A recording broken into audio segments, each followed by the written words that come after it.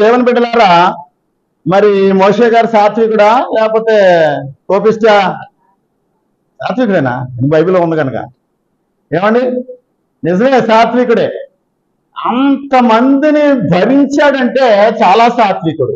ఇంత సాత్వికం ఎక్కడొచ్చింది? కొండ మీదకి వెళ్ళి మోకాళ్ళ మీద ఉన్నాడంట. మోకాళ్ళ మీద ఉంటే దేవుడు అన్నాడంట, మోషే మోషే నువ్వు మోకరించావు కదా, నేను రాసిస్తానులే అన్నాడంట. సాధారణంగా మాస్టర్ పాఠం చెప్తుంటే విద్యార్థి రాసుకోవాలా, కానీ ఆ రాతి పలకలు చెక్కిన దేవుడే తానే ఒక స్టూడెంట్ లాగా ఏం చేశాడు? రాసి ఇచ్చాడు, ఇదిగో పట్టుకెళ్ళా.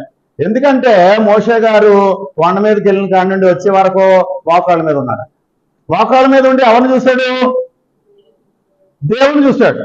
కాబట్టి దైవస్థానికి వచ్చిన మీరు ఇక్కడికి వచ్చి ఎవరిని చూడాలా? పాదిరి గారు కనబడుతున్నా దేవుణ్ణి గుర్తుకు తెచ్చుకోవాలా?